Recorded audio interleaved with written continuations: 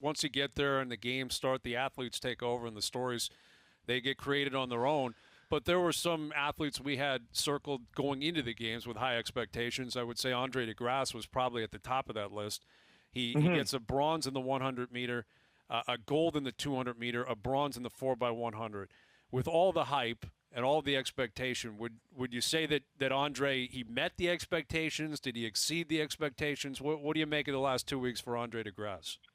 Well, personally for me, I'm not ever going to answer for Andre because Andre is a man, certainly he's his own man. But I can tell you this: he's always been someone that showed up to the big show when the light is shining brightest, and he performed. I mean, there's a whole lot of naysayers that are wondering about what he did during the track season leading up to the Olympics. But I mean, obviously, I'm not only an insider, but I actually understand what it's like for you to be planning something and trying to garner as much as possible out of your body. And what I liked about what he did this year was plan his entire year around the last 10 days of the Olympic Games. That is it, right? And so I loved what he's done. I love his season management. And the fact that he was peaking at the Olympic Games, although we didn't know it was going to continue, as you said, or it's going to happen. But yeah, man, I think that he certainly met his expectations. But if I know Andre as I am personally an athlete, or I was an athlete, I'm very certain he's going to say, well, there's a couple of improvements I need to make. And if I go back, I'm looking for a world record. He definitely wants to be on top of the podium for the 100, which is the marquee event of the games itself. And I'm very certain also that those guys want to work on some things to get the relay home. But for Andre getting out there and coming back with 3 medals, 1 games during the Olympics is phenomenal, man. He did amazing. Donovan, help us understand Andre a little bit. In his runs, in his medal runs, you look at the 100 race, he got off to a slow start, but he was so explosive midway through the race and then found that extra gear. In the 4x100, he was trailing and actually exploded past it, the fourth place guy to get on the bronze. And even in the 200, didn't have the greatest start, but found that extra gear midway through. Is that sort of the training that, sprinters work on? Like, how would you describe yourself as a sprinter? Were you a quick starter? Were you explosive midway, or did you have a strong finish? And how would you compare that to what you've seen in Andre De Grasse? Well, funny enough, my race is very much resembles the winner, actually. Lamont Jacobs from Italy. I mean, I'm a bigger, stronger guy. So, I'm almost 6'2". When I was competing, I was 210 pounds. Andre is a very, very fast, very quick, very efficient. I mean, I'd be surprised if Andre is 150 pounds. But my God, he's got, top speed, turnover, the ability to come out of the blocks, whether he comes out of the blocks slow or not. You know that when he hits top speed, he's got probably the best speed endurance out there, right now for a sprinter. So which means that when he hits top speed and it looks like he's accelerating past them, all he's doing is has the ability to relax, pump his arms, breathe, and essentially cycle through his strides and his gait. So, so Andre's always been exceptional at doing that. He showed that from 2015. And, it's upwards and onwards for him because, as long as he doesn't get, a real injury, he's got another 10 years, man. So ultimately, I might be the best sprinter that this country's ever seen for now. But Andre, for sure, is the most decorated and will get the most medals, no matter what. We're chatting with Donovan Bailey. Well, that's the thing, right, Donovan? We've got a shorter turnaround here because this took place a year after it was supposed to. We'll be in Paris before you know it. We're only a few years around the corner from that. And, I guess what you're telling us is the expectation should be that Andre De Grasse will be there competing. He'll be on every single commercial on Canadian television history at that point. And, the 4x100 meter, the hope will be that they just continue to grow and grow and grow. Like, do you expect similar names and similar production if we're to fast forward to 2024 in Paris. You know what? I don't even need to fast forward to 2024. Next year is the World Championships. Next year, right? 2022, right? And so the exact same names that we saw this past week or two, those are the names that you're going to see next year. You know, so ultimately for those, listen, these guys are going to go and probably take 6 weeks off at the end of this season, which is maybe September, October, and they'll be back training mid-late October. So yes, the expectations is that Andre is certainly going to tweak and work on any of the technical mishaps he probably thought he had, and he's going to come back running very well in the 1 and the 2. The relay team, I'm very certain that those guys know that they need to get the stick around and be more efficient. Glenroy is definitely going to get them ready. But more importantly, and this is the message I want to give to those guys. I mean, I'll tell them all personally. Andre is a leader. Andre is the number one guy on the team, just like I was. And one of the things that happens after the Olympic Games, especially in 1996, Bruni and Glenroy and Robert and Carlton and a whole slew of other guys, they now realize that they have the ability to train harder and to get there because they actually know one of the best people, right? So for me right now, I just want to advise the kids that Andre's teammates, all of them. This does not have to do with just the 100 meters or the sprinters. This just has to do with the entire track and field team. The incentive is you've got one of the top athletes on your team.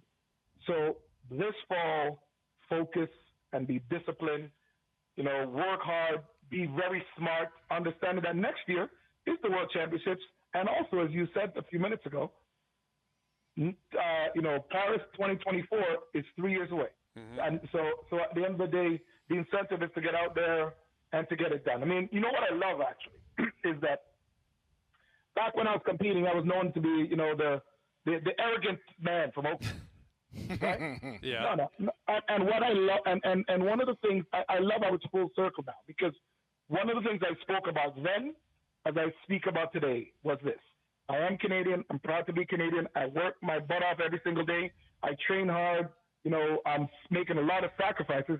So when I get to the highest level, I am not there just to participate. I'm there to win.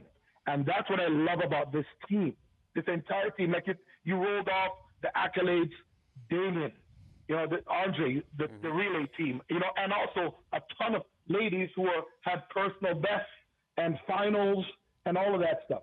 So I love the fact that, a little piece of my legacy, hopefully, back in the day when I was known to be apparently very American, now it's full circle and I'm very much hockey Canadian, right, which is show up and kick butt. So I love it. Yeah, I love that. I've been advocating for that for a long time, and you're right, Donovan. You would be a guy that was leading the charge back in '96. You showed up, you wanted to win, you expected to win. When you Absolutely. won, you showed people that you were happy to win. There's no reason in being, quiet about it. And Absolutely. I get the same sense out of our Canadian athletes. Like, hey, we're here to do it, and when we do it, you're going to hear from us. We're sitting atop the podium for a reason here because we worked at it, and we're here because we're the best. That's why we won. Right. There's nothing wrong with that.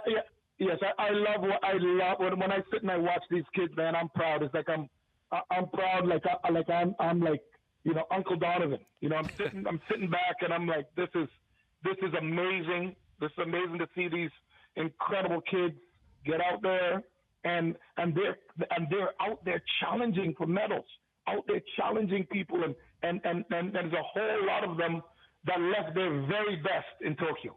I mean, they showed up. I mean, think about this. Amidst the pandemic, amidst all the stuff that's going on in the world, you've got the world's greatest athletes showed up and kick butt, man. So, again, I'm so happy.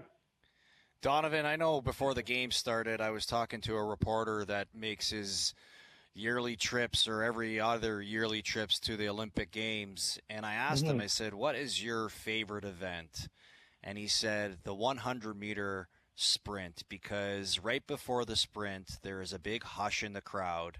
Yeah. And then when that gun goes off, it's just pandemonium. Is that Right. something you missed in watching this Olympics, knowing your experience and what you went through emotionally during those times? You know what? As a fan, yes. Of course, man. I mean, you missed it. You know, and you didn't. I don't know. I don't think you ran the 100.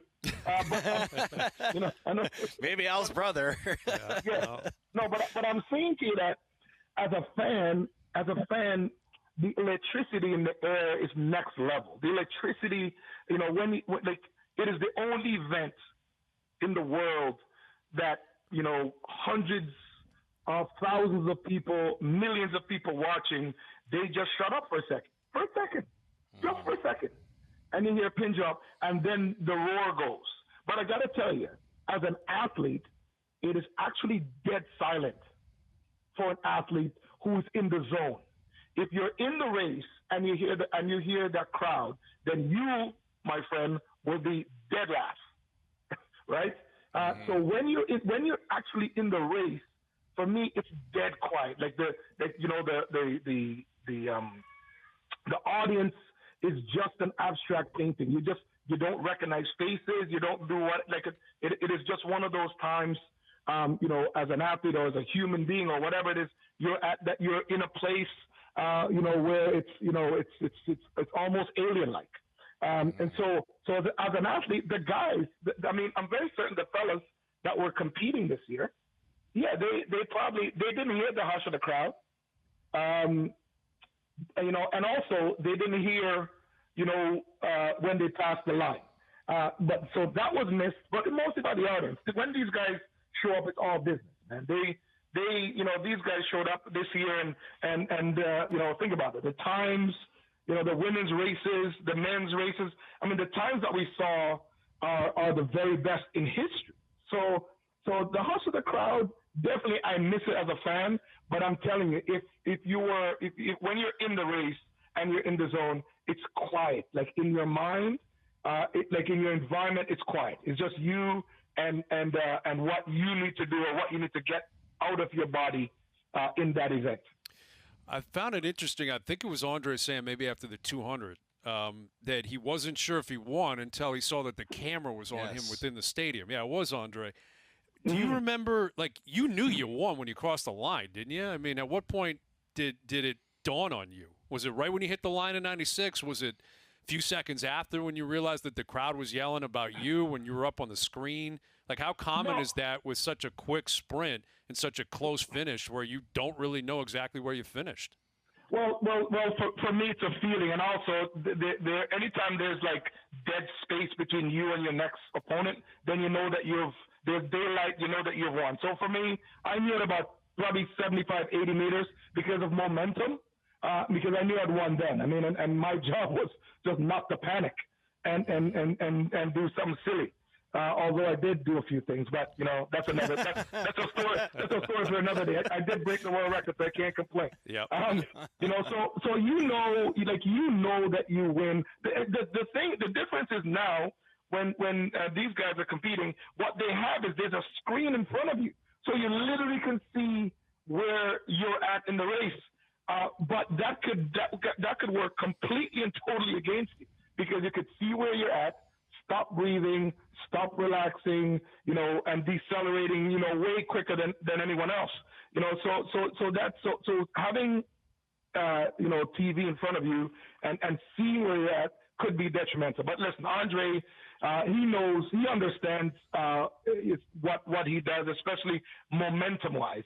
He knew coming off the 200-meter turn that he was going to hit top speed, and when Andre hits top speed, he has the ability to maintain that speed for the rest of the 200 meters. So for the other 80, 90 meters, you know. So I knew that he was going to win. So yes, I'm very certain he knew that too. But I mean, maybe I can say I can be the guy going, oh hell yeah, he knew he won. but humble Andre will say, oh yeah, maybe not. You know. Yeah, no, I'm with you on that, man. You could tell when he started burning on that last probably 50, 60 meters, it was over. Yep. He had it. No Absolutely. one was going to catch him at that point. Well, it was awesome seeing you, throughout the last 2 or 3 weeks. Just an incredible job. Everyone did such a great job building it up and the analysis of it all and just staying awake. There's a lot. It was tough getting up early, staying up late. But it's always great to have you on. We love having you on as always, and we'll do it again down the road. So thank you for this. Absolutely, man. Listen, guys, thank you. And, yeah, definitely cheer on these kids, man. Damian Warner, the number 1 athlete in the world, man, is a Canadian. Claire deserves every single thing that she's getting from women's soccer. Cheer on all the kids, man. It's been an amazing run.